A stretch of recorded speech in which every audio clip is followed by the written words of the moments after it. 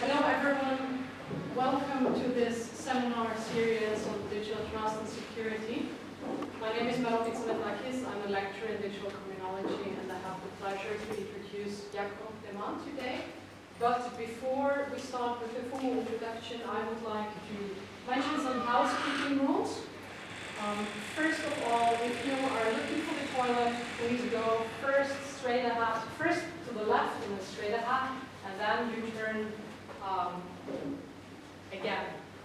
Please go right, straight ahead, and then turn left. So, now I got it. There is no fire alarm planned, so if you hear fire alarm, this is urgent, and please go down outside to the meeting point in the greenery. The event team will be able to assist you with finding the right place. We will be taking photographs and videos. If you do not consent, if you do not want to be on the pictures, then please let Kitty know. Kitty is in the back. Yeah. And finally, we also have a risk assessment plan. If you're interested in that, please let us know. So this is a screenshot of where we are at the moment. This is the closest toilet, but it requires someone to open the door in order to get access to the toilet. However, if you go right and then straight ahead and left, it's a bit further away, but it doesn't require any key to get to the toilet. I would like to give you first a very brief overview of the agenda before I introduce Jakob. Jacob's talk will be about 45 minutes, and then we have around 50 minutes for Q&A. Before I close the event, and then we will have some time to do networking. If you have additional questions, Jakob will be around. There is some tea and coffee outside. Feel free to grab if you would like that. And I would like to introduce this seminar series is part of the Center for Digital Trust in Society, which is a center with the aim of bringing together various researchers working on aspects of the digital transformation. The Center for Digital Trust in Society has 6 research clusters on advanced mathematics, democracy and trust, digital technologies and crime, privacy and trust, trusted digital systems, and last but not least, workplace and organizational security. Basically bridging social sciences with technical sciences at the University of Manchester. And the Center of Digital Trust and Society is part of the Digital Futures theme at the university, which wants to enhance the collaboration between researchers working on digital technologies, digital trust, digital security across a variety of different disciplines. Because in order for us to be able to understand how trust works within digital systems, we need to bring together different disciplinary perspectives.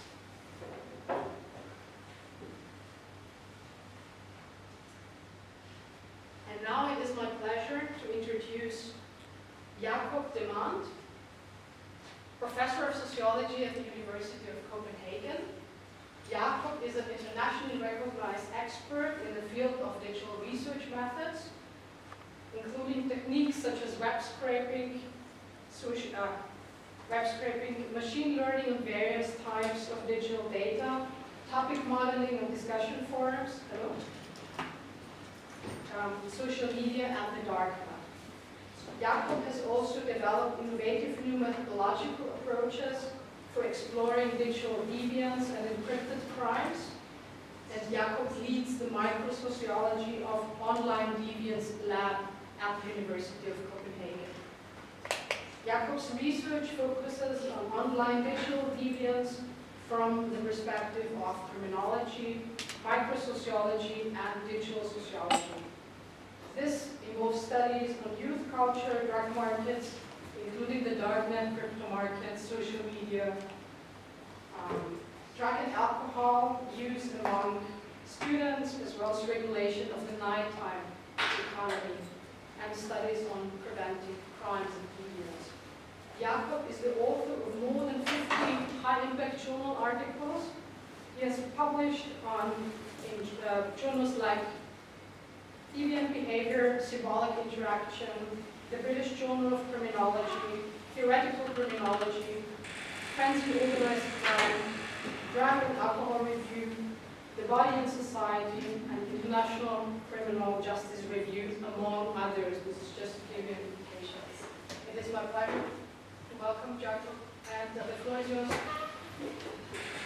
Thank you very much, and thank you for inviting me to speak here at this lecture series.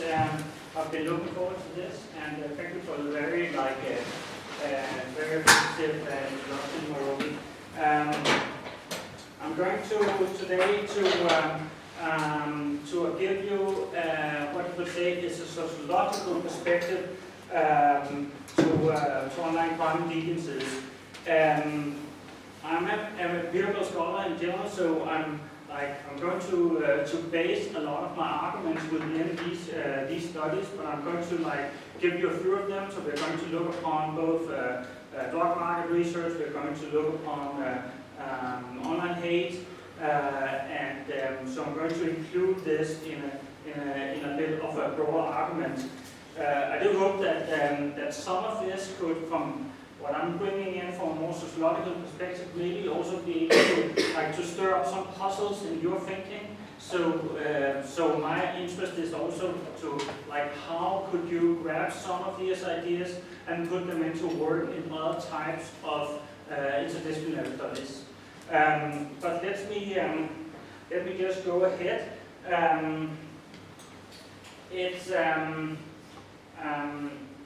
First of all, I'm really into this as because it's a social problem approach from sociology. I see that there's something that we need to address here. So this is very much in line with how we do this in sociology in general.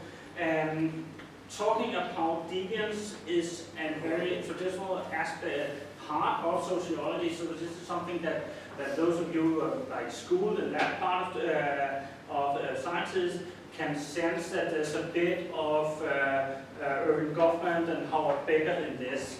I'll try not to tie you too much with that, but there's going to be a bit of it, because I actually think it gives some background to how I'm approaching this. So let's, one of the aspects of addressing it from a deviance perspective, from a social problems perspective, is also that my research is not just in order to reduce crime and deviance, but it's also research, and that's actually also for the people that is involved in crime and deviance. So we're also trying to provide a more ethical approach to how we can then think about how we do regulation, how we actually to curb these types of problems. So it both has this the problem in it, but it also has the care of those who are within this problem. Okay, so deviance, why deviance? It's a pretty dated thing, right? So it's not really new anymore. It's for Becker, it's back in the day, he says that for a person to develop a deviant behavior, it's necessary that he or she becomes a member of a deviant culture, a subculture, and crucial for the individual integration into subculture is that he or she is identified as and identifies themselves as deviant.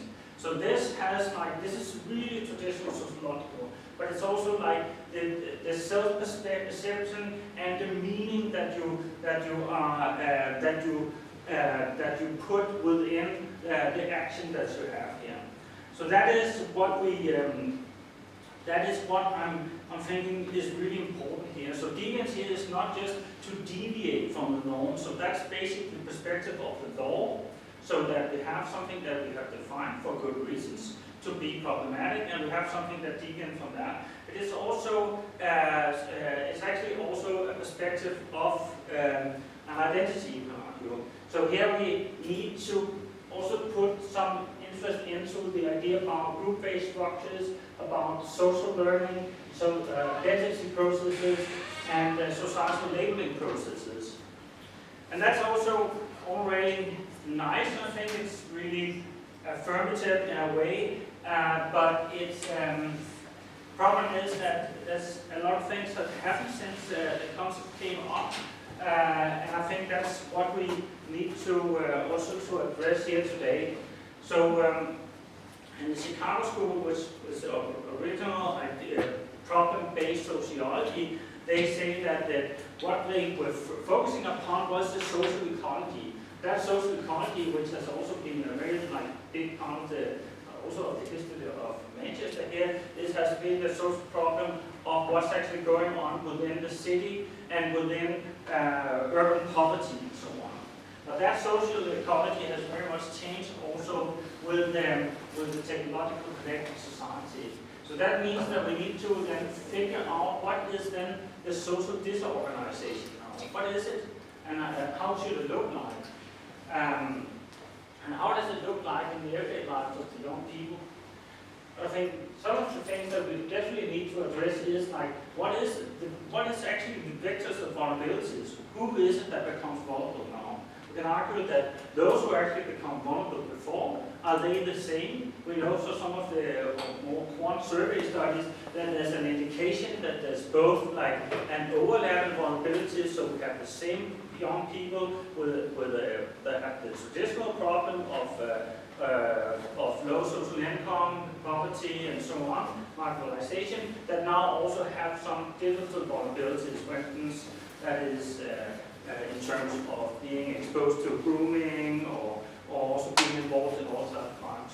We also see other groups, which is interesting, that actually kind of split out from this, where we see only the new social vulnerabilities. This is also some of this, what is interesting here. It's not something I'm going to address specifically today, but we need to figure out how we can explain them and how we also can provide change. So this is the reason why I'm kind of sticking to this idea of the deviance concept. If we then look upon how it does look now, then we say that the key aspect of the deviant concept is the idea of a drift, that basically that you do not have and necessarily has a rational motivation for having a specific negative type of social behavior, but that you kind of drift slowly into that position.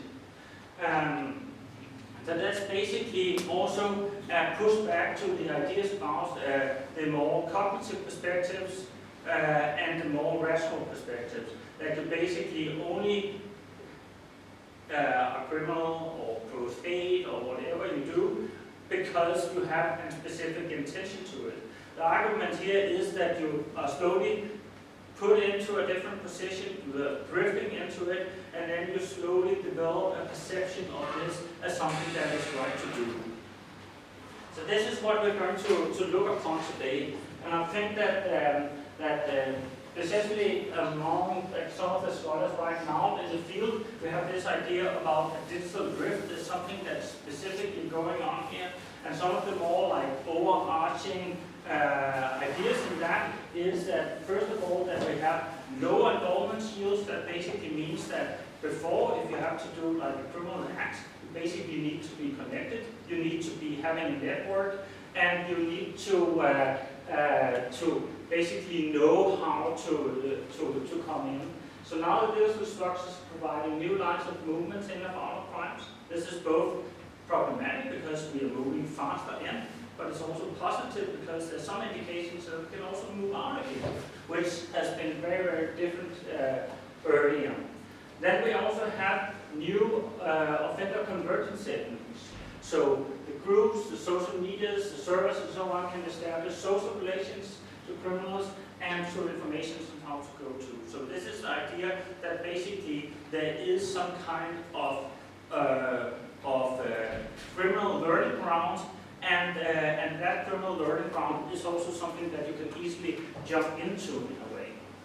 And then that also then provides new types of social learning that do not depend upon the social networks and trust. That's very much also related to the first point here.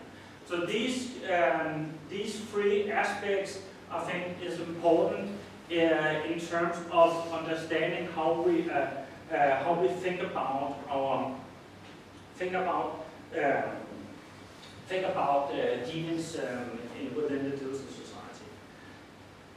So, if I, from my perspective, to look at what is the problems I'm addressing here, then it started out as basically as a puzzle into cybercrime. This is something also I shared a lot with Nairobi.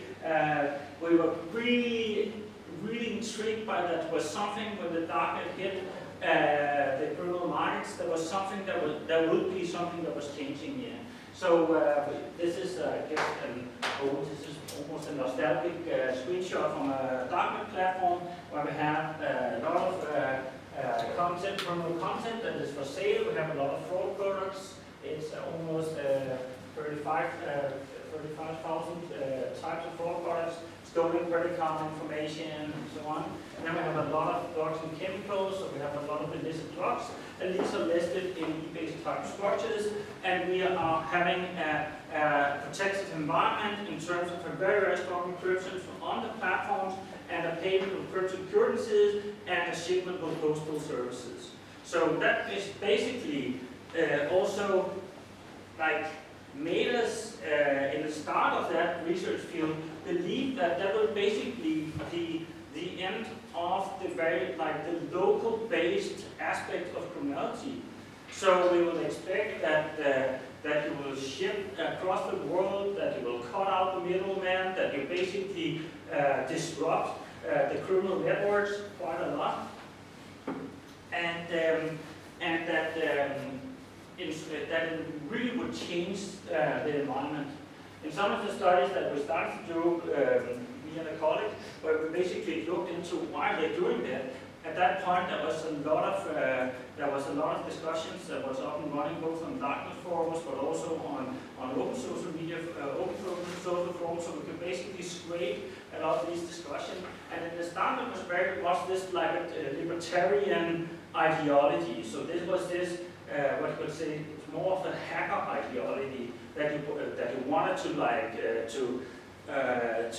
innovate, and that you saw any type of obstacles specifically related to the state as a problematic. We could also see it as Dead Private Robbers, the founder of Silk Road, said that he didn't really care if he was selling drugs or refrigerators. The purpose was to circumvent the state.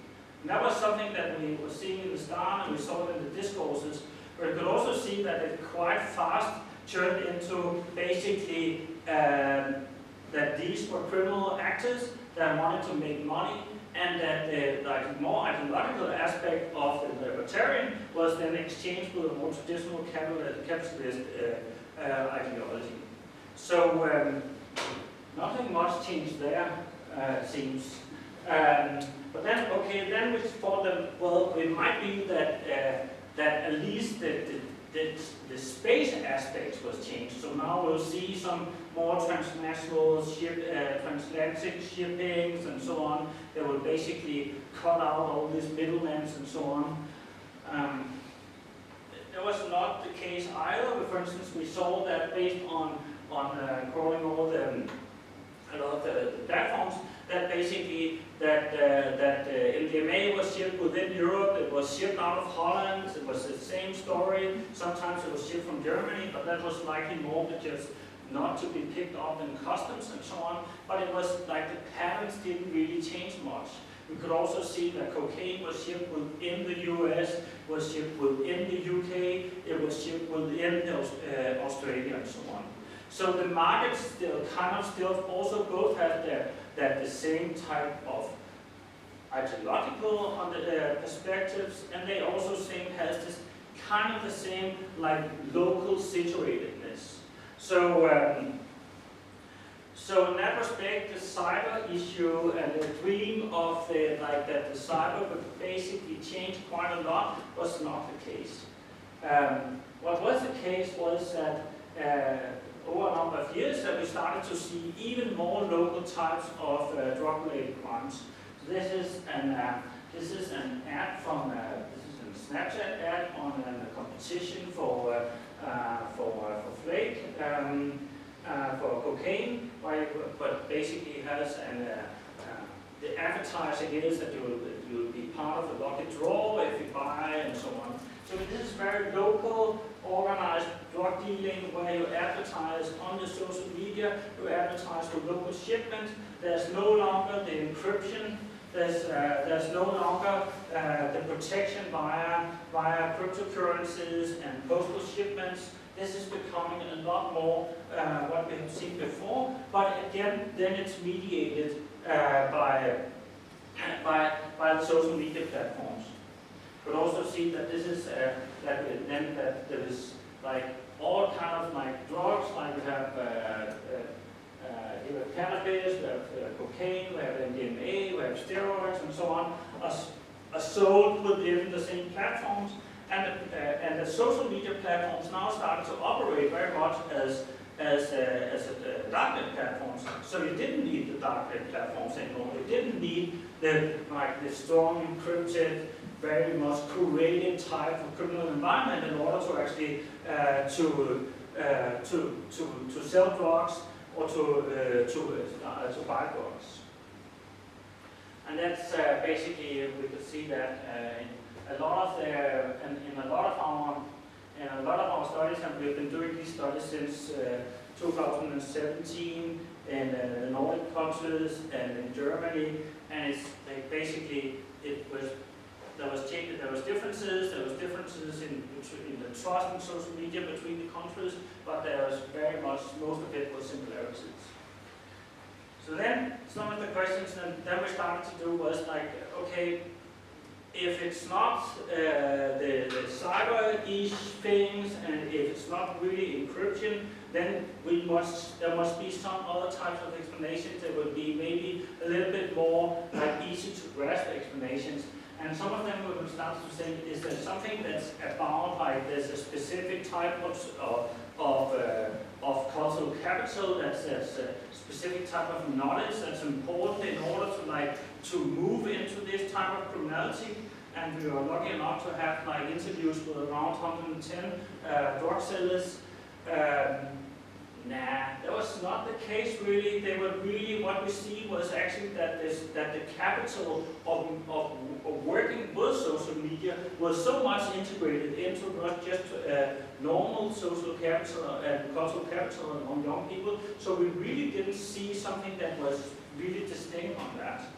But what we see was there was really something that was striking was that we saw that we both have amateurs, like recreational drug dealers and professional drug dealers that was in it very much for more bigger money that was starting to act side by side.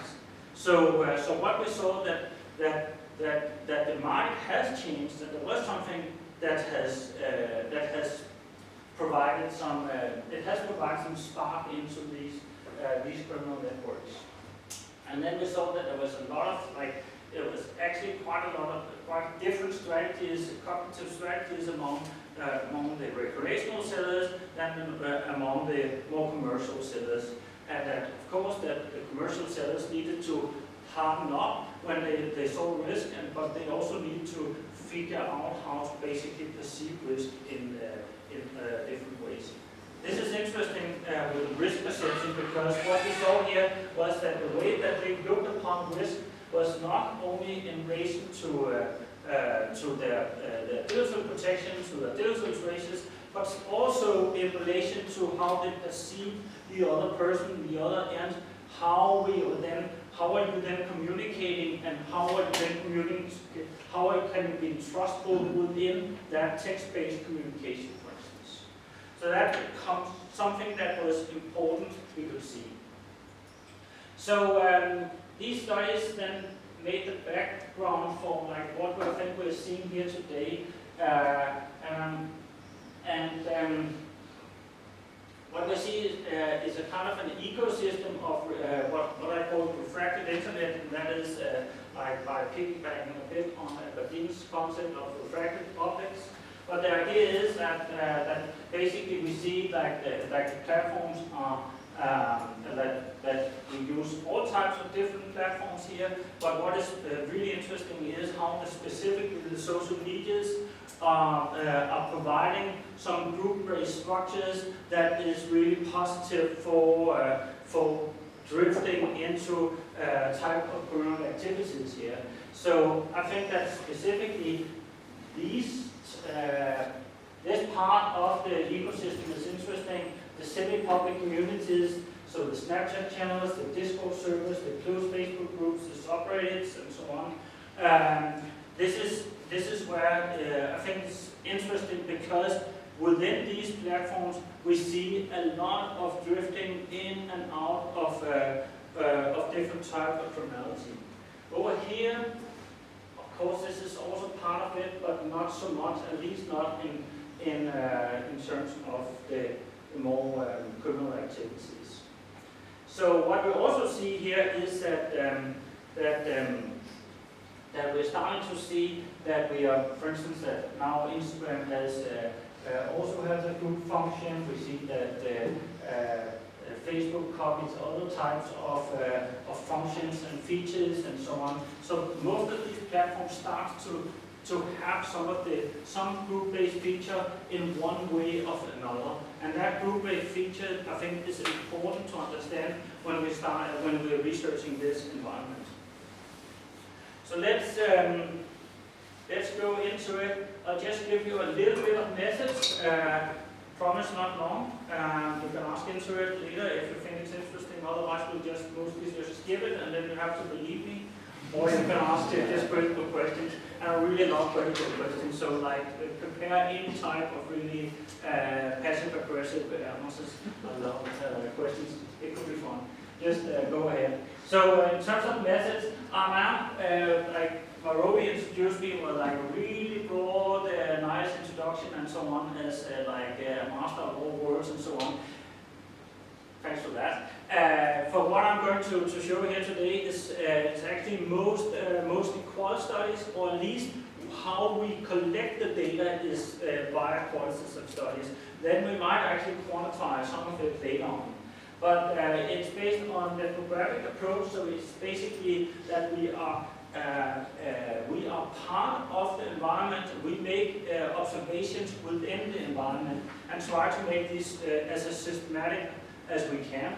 So we both do observations of via screenshots and so on, and then we do observation notes of what's happening, and then we also describe in a more traditional ethnographic manner how it is to be part of the specific environment and so on.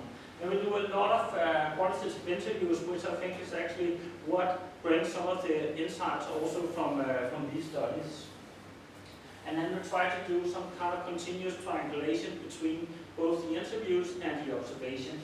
There's an interview we've been 7 years on the social media market for different type of crime, and around 1.5 to 2 years on observation hate-based online communication. And there's a lot of interviews around 60 interviews on online hate and 150 on crime and social media. So it's a lot of it's broad-based behind these studies. How do we do it? We basically do cohort observations. This is not uncontested. So in terms of ethics, this is something that is complicated. And before you really venture into this, I think this is something that we really make sure to have an ethical review board also to look into it. But it is something that we have also tried to establish on how we can do this and in what circumstances we can do this. So we have, this is just a little bit of an ad for our own research. We have a nice paper out here that tries to describe that and try to actually, with a flowchart, describe what can we consider as open and what can be considered as closed and private in terms of observation. This is a really, really difficult discussion. We have made a nice take on it, so you could look into that if you want to pursue some of these types of studies. Then we have developed a nice little qualitative tool to actually do structured observations.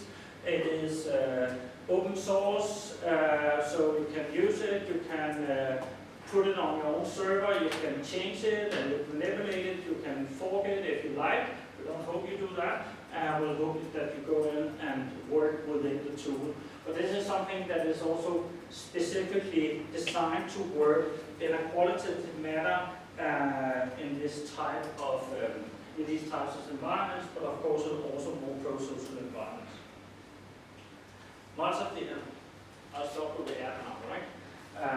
So let's go into it. So I think there's at least something, when I'm presenting this, I think there's at least 4 interactional explanations, so interconnected explanations of digital deviance that we need to address. That's one that relates to algorithms, there's one that relates to subculture and identities, there's something that relates to anonymity, and something that relates to labeling. I'm not going to say much about the labeling part, because that's maybe the too softy social science thing for us here today. But I'm going to take you into these one at a time with different types of studies. So if we then go back and look at I have the ecosystem up here that was presented before. There is then these types of explanations that have different functions across that ecosystem. So we have the algorithmic push, and some of the environment, for instance, let's say, for instance, the Discourse or the Telegram groups, we don't have basically algorithmic content moderation, content curation. So of course the algorithmic aspects are something that's more over here, but it's also something that we can see in some kind of really refracted ways within also, for instance, the Telegram groups. Because if you put in a bot that starts to sort the material, then you actually start to enforce some kind of algorithmic content curation within a group that otherwise do not have that as structure. So it could also flow into here and so on. The subculture and utilization perspective that I'm going to talk quite a lot about, because it's something that I really think is important, is something that we see a lot in these semi-public communities, but also to some degree in extreme online communities. For instance, also it's been known, for instance, on 4chan communities where it seems really difficult to actually provide some type of more cultural coherence. It is actually also possible, even though in reality the speed of the interaction is so fast. It's really interesting how that the more subcultural idea works on the open social network side. We can see, for instance, that you can provide subcultures around hashtags, for instance. You can provide them around, for instance, specific hateful meme creators can provide some kind of a subculture over here, but it's way more difficult. So it is within this part of the environment. Then the perceived anonymity or the perception of the platform is also something that has quite an importance in this. And again, this is where we have of course, the most perceived anonymity. But what is actually interesting is that within here, you can actually see that a lot of within a lot of the groups, that is actually where we did not expect that they consider themselves as anonymous. They are actually still perceiving themselves as such. So that's really interesting. And then secondly, this secondary deviance, so the perceptions of society upon the behavior, the problematic behavior, it is the more hidden it is, the less it's seen, and the less it also becomes part of the public discussion. So that's maybe the reason why we're always discussing stuff that's going on TikTok, Instagram, and so on, and even on X. So let's go into it. The first study is basically a study on how platform algorithms also interact with behavior in terms of deviance. So This is a case study actually on the market for illicit tobacco products. I'm not turning totally public health on you here, but it's in Denmark, tobacco products, specifically vapes, are now regulated, which is, I know this has also been in discussion here in the UK, and in the rest of Europe it's also now starting to be in discussion if we should regulate specifically single-use flavored vapes. But it is highly regulated in Denmark, and what we have seen is that we see the regulation, and then we see a displacement effect. So we very, very soon see a market for illicit vapes, and that market is of course apparent on the social media. I know that this is something that is expected and something that is also basically happening. But then, if we're then looking into how are these markets then working, and why are social media so relevant in these markets? It's basically because the social media are selling vapes.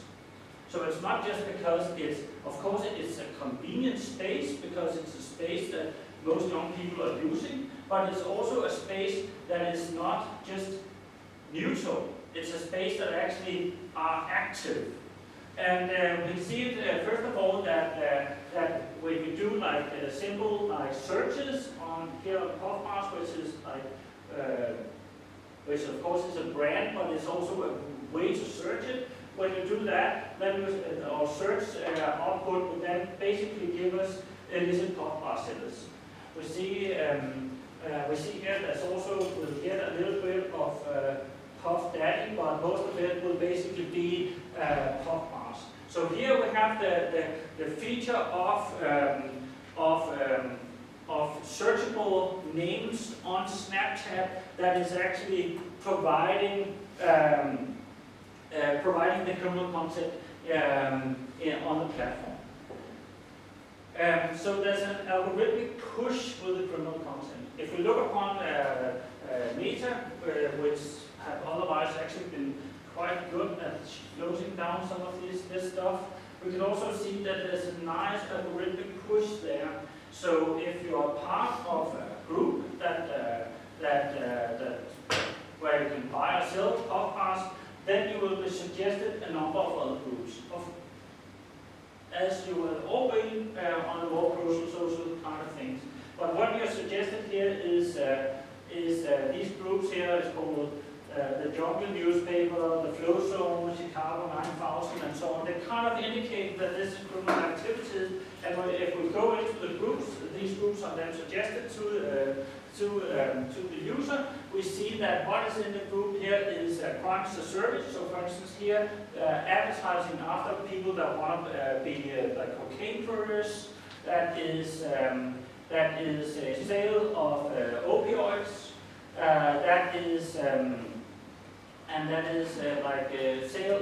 Selling and buying of ID in order to do either identity fraud or financial fraud. And then there's a lot of stolen goods too. So what the algorithm does here is not so much just helping you by providing some type of problematic content, but it's also actually pushing you into something else. And we thought that this is really interesting. We need to figure out how that works. We specifically looked into Snapchat because Snapchat is super good for criminality. They're not really they don't know when I say that, but it's really good. You see here, this is a search for Puff Bars again, but there's also like someone who's selling sexual favors, something that's someone who's selling like opioids, cannabis, and cocaine. So basically, it's really effective on that. So we wanted to do an experiment upon Snapchat. And what we wanted to do, because we cannot get access to data from Snapchat themselves, then we figured out we needed to order the algorithm from the outside. And here Snapchat is also really interesting because Snapchat has a really simple algorithm that basically is network based. It's based upon, it's not looking upon the content, but only looking upon who you are related to. And based on that, they make suggestions. So we set up an experiment here where we had 20 blank phones with 20 researcher profiles that we set out in an ecological environment, so basically set them up on Snapchat. What we did was then that we added either a seller of puff bars or a seller of sexual images, which is not a criminal activity in Denmark, and so a type of a light deviance, you can argue. And then we observe what happens. And this is a paper that's on the way, is in deviant behavior. What was really interesting that is that within the first cycle observation, within the first 24 hours, we actually could see that most of those who have been searching on adding a pop bar dealer has now actually got suggestions from cocaine dealers. So they're starting to be connected to the cocaine dealer network. We could see that on those who actually been searching, adding a set of sexual images, then this expansion into criminal networks was not as fast. But still, we could see that around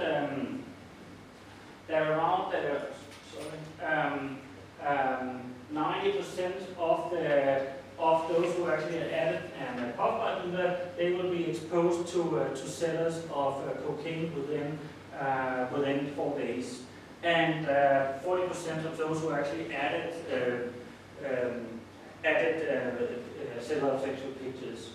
So what we see here is that the algorithm is not only effective in terms of providing the content that we will expect it to. For instance, that if there's a criminal market, then of course we will expect it to also to help within that.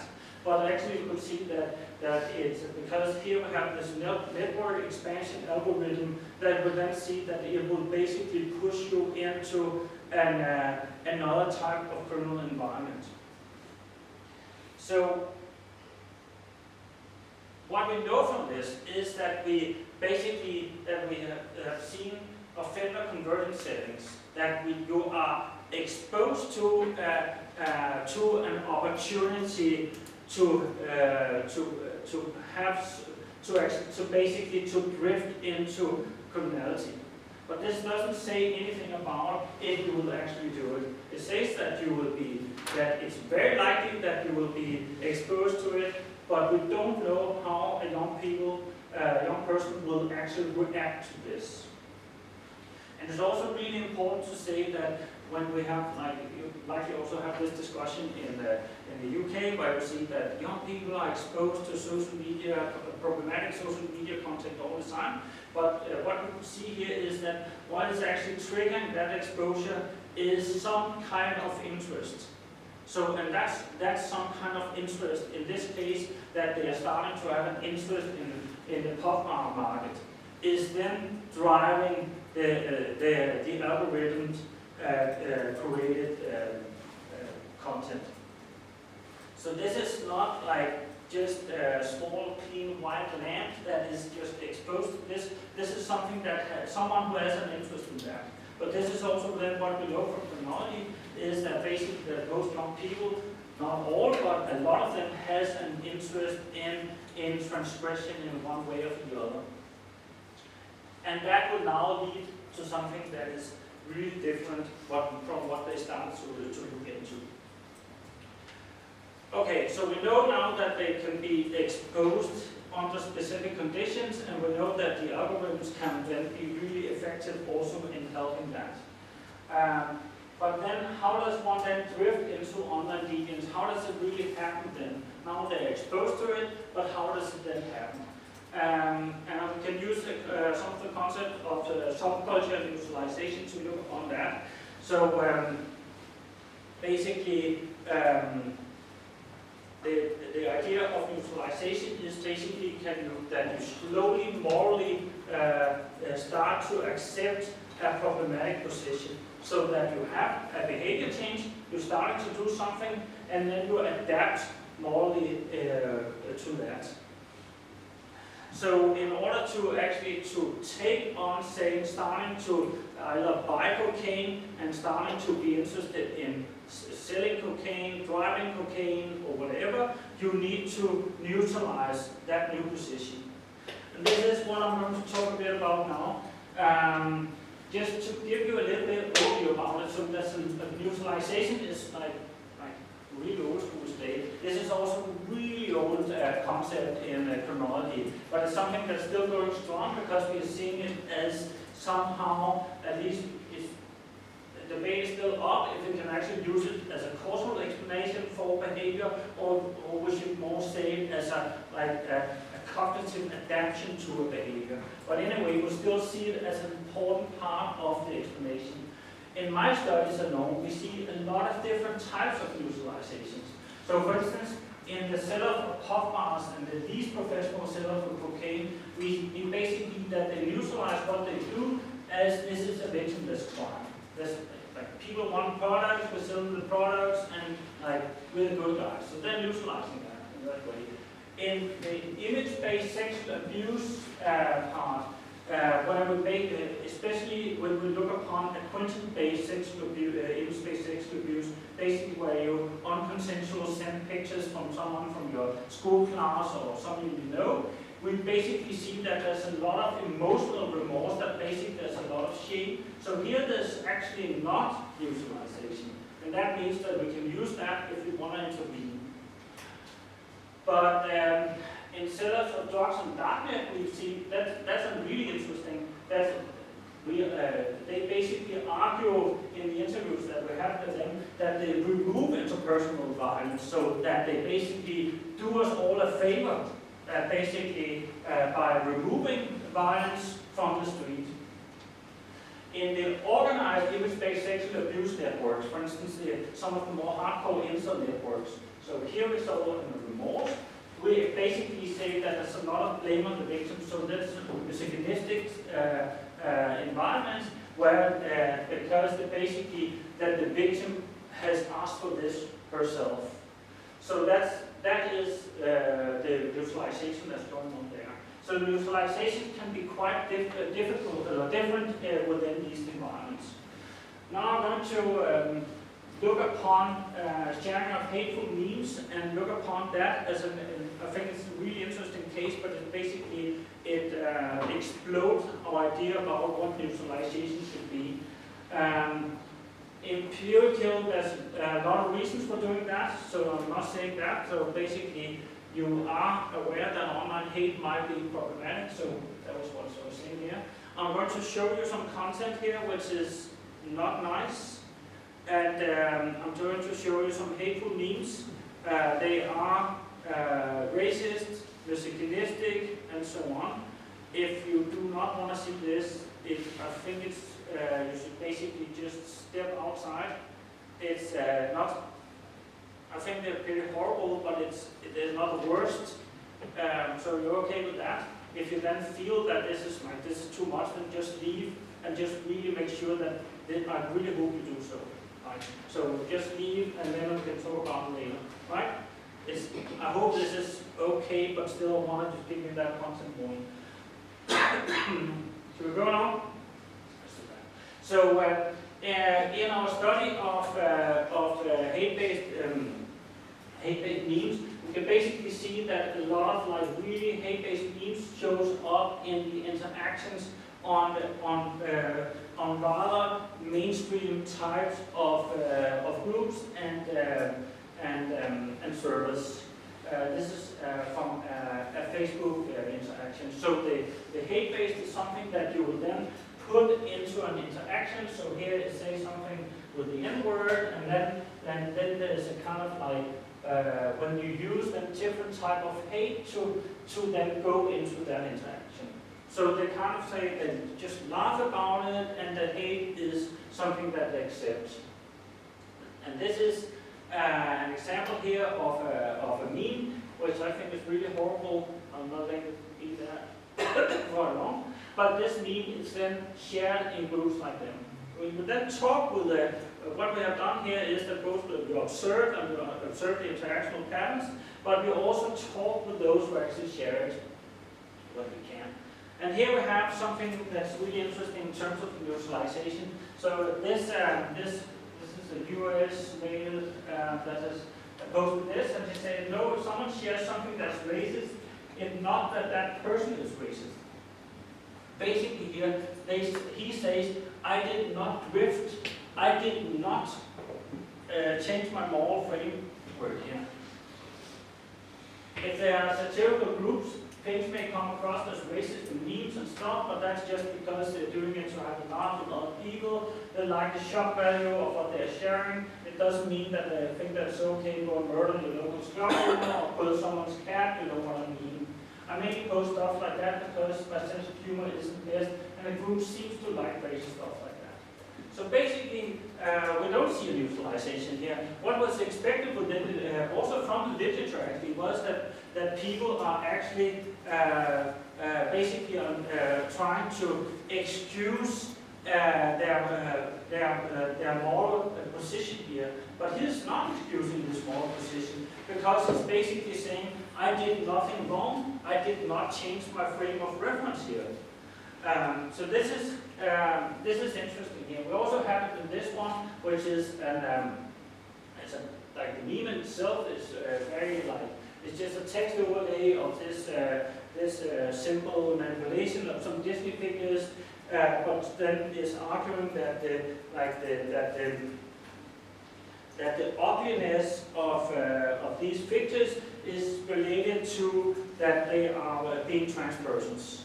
And then when we interviewed the poster here, he says, if I have written, for example, this is how women look without makeup, and make it a sexist joke instead of a transphobic joke, it would have been a different context, but I would share it in the group still, it doesn't really matter. So here they don't really relate to the moral content at all. I think this is interesting here. So you can basically not relate to what you're doing. You could also argue, could this also be the case, for instance, when you are doing, like if you're doing a financial scam, for instance, would that be some of the same, that you do not relate to it? Basically they think that there's no more drift to justify here, so that they basically do not perceive themselves as someone who's doing anything wrong here. And I think this is really important to understand. So how, if you are exposed to or have opportunity to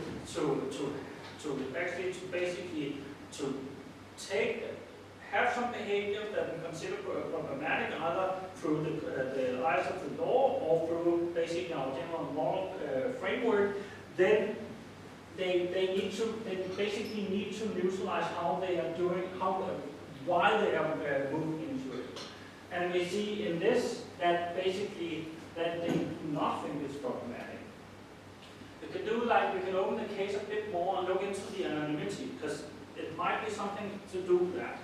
So if we look into some of what's called the shitposting groups, which is group where like the tempo is a bit higher, there's a lot of they share a lot of material that is very clearly from extreme right groups, and it includes both racism, anti-Semitism, and anti-Jew stuff.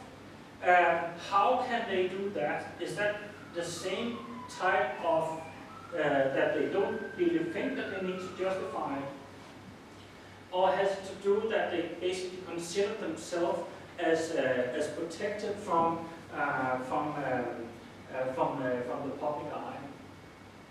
Again, it's something that we see that it pops up in also the very extreme one pops up in the interactions. So it's serving like the establishments of social coercion is basically something that you do to make the group working.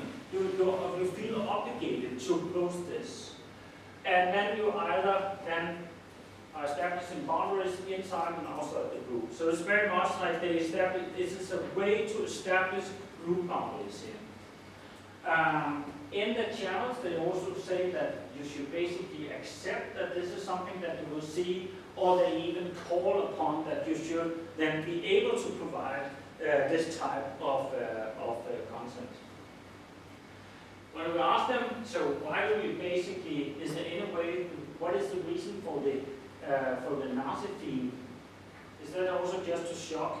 And then they say, they basically again here say that it's, they don't relate to it. They know that it's far-right material, but they don't relate to the content of it.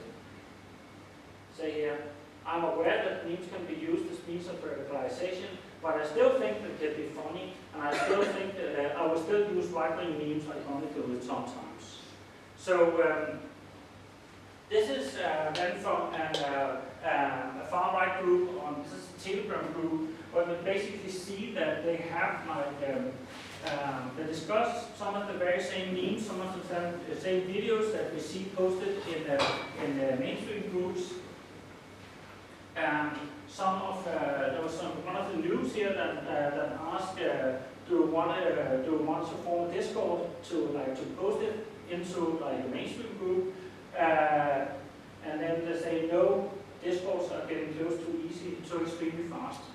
So what's interesting here is also that we see that the same material that basically will be removed if it's putting up in a far-right group will still then appear within the mainstream group, also within the same platforms. So here it's not necessarily about their perception of anonymity alone. So it's not necessarily only about how what they can present will still be anonymous, but also in what context it's presented. So if the content that is presented is between all other kind of like funny stuff and within an interaction about that, it will not be moderated and it can appear there. However, if it's presented within only a line where there's a more ideological perception, then will be moderated. This is also so. There's something really interesting in that. We could conclude that it's that in terms of anonymity, that is not basically what's really key here. What is key is how they perceive themselves as within a group, as an in-group. And if they perceive themselves as someone who is basically doing the right thing within the right group, also on a Discord, they can post this stuff and they don't feel threatened by from an outside gaze upon it. So there's an overlap of the propaganda between the groups, but it's actually posted in a very different ways. I won't. That's basically just summing this up. I think I need to come to an end here, right, Kitty? Sorry? We need to end this up. So if we then just my fourth point here about the secondary labeling, the secondary deviance. So if we think a little bit about what's happening with this within these types of environments, both within the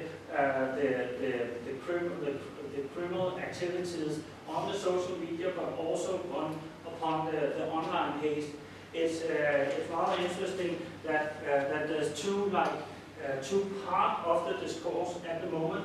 There's one that says that this is something that is pushed onto young people. This is something that you are exposed to, and of course, what we show is that is to some degree also correct, that the algorithms can push it, but we can also see that it's also triggered by interest. It's also something that is integrated into a group on purpose and so on. And then on the other hand, we have where we have a very discourse about the negative way that some of the environments will then basically team up and start to then provide attacks towards specific persons and so on. Right now, I think the verdict is still up on how is that actually then, what type of impact of that then providing upon the young people. But I think the sits actually in a position where, because we are seeing mostly that young people are innocent within this, which it doesn't seem that they are, we can also actually maybe use that as a possible way to start to find a way to regulate it where we don't necessarily stigmatize them any further. It could be that we can move some of this content out with a lot more light touch than actually with, for instance, with a strong enforcement and so on. I think I'll stop there. I'll just return to that. So just to recap, to say that we looked into this with the Snapchat study on the prof pass, and it's I think it's pretty evident. We need to have more studies on that. It's a very, very small study, but there's very, very few studies that actually say something about what happens and how is the algorithm works in with a more ecological validity. Like there's too few studies. So please, bring it along if there's anything that comes along. And then the more traditional ideas about subculture and utilization, you could see that that's very much related into how they pick up upon the possibilities that we can also see is opening up here. The perceived anonymity, and I just wanted to just have a last point about that, so we can see that is not necessarily that they perceive themselves as more anonymous here. Actually, you can see that anonymity, that you perceive yourself as very anonymous in a Facebook group or within a Discord server. So it doesn't really depend upon the technology as much as depend upon the coercion of the group. I think that's also an important finding of that. So with that, I'll get a round up and say thank you for your attention.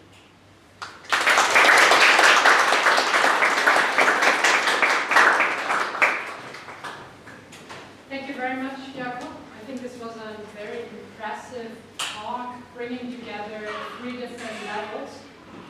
The macro level, the meso, and the micro level on online deviance. And I was particularly intrigued about 2 very small things. And with this, I would like to open the floor for questions, of course. One thing is so if we look at extreme semi-public and open online environments, where would you situate darknet platforms? That's really interesting, because that is they're on purpose not really here, because because they're basically also blocking the spectrum by being on one side very public, but on the other hand very close by in terms of encryption and so on. I think that this spectrum here kind of works when we look upon social medias and more group-based types of medias, because the dark platform would definitely not really fit in here. It is extreme in terms of the encryption, so in terms of that, it fits nice into the Telegram and Signal and so on over here. But on the other hand, the point is that it's very open. My scholar, Nairobi, that's you, has termed the idea about the transparency paradox. So that the idea is that you need to be extremely transparent in terms of searchability, for instance, but you then also need to have the encryptions for the protection towards law enforcement. But you can say a lot more about that. I won't for now, because I would like to allow you to ask questions. Yeah. My question is actually completely reverse, contradicting this one. Is there's the top. Do you know about Little Red Book? No. Okay, then it's off. But Recently, the Little Red Book is a social media from China. Yeah, apparently it was completely the reverse. That somehow they had the algorithm to kind of tone down or remove hate talk, and then it generated a very positive social culture for different subgroup.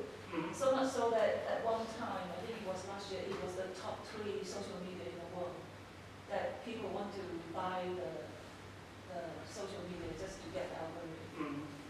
It's a revert. What I meant is they're so clever in picking up the hate speech. Yeah, and that's I think that's really interesting. You could see that it's, for instance, now Snapchat was very provoked by our study and came up to discuss with us, and they were kind of like saying that but basically we cannot basically trying to say this without saying it, of course, but basically we cannot really regulate what we're seeing here because it's basically just the networks. So whatever people send within this network, we're basically not going to interfere with that. That was more or less what they said. We could see the same thing when we look upon also WhatsApp, which is of course is by definition not a social media, but it's a group-based structure. It's up to 1,024 members of the group, but they actually can't function as a social media. Again, they say that because they cannot look into the content, then we cannot really regulate it. I think that's problematic. So we need to find ways to regulate.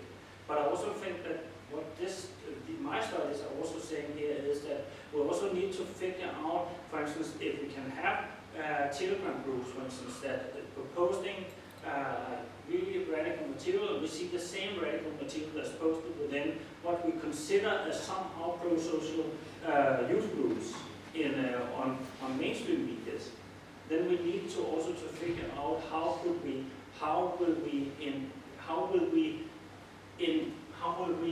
act upon the young people and start to make them also active in removing this. And I think this is a problem because right now we basically see that they're accepting it. This is not answering your question at all, but I think it's really interesting. I thought, it would be interesting if someone can tell me how they did it. I think it is a very good question because you absolutely. bring in a non-Western perspective. Yeah. I think we need to look beyond the oligopoly platforms that are dominating the Western societies. Are there any other questions, please? I wanted to ask about the interviews with the, for want of a better word, ship process. And I'm curious to what extent, you judge that they're being sincere in the idea that it's just irony, it's just transgressive humour, and I'm completely apolitical in this, and to what extent that's kind of an excuse to dip your toe in the water, inoculate yourself against this kind of content, getting into an environment where the norms are permitted of these kind of things and you can start to flirt with it, versus the more extreme communities where they'll be talking about day of rope and Jewish fashion and so forth. What was your sense from those interviews?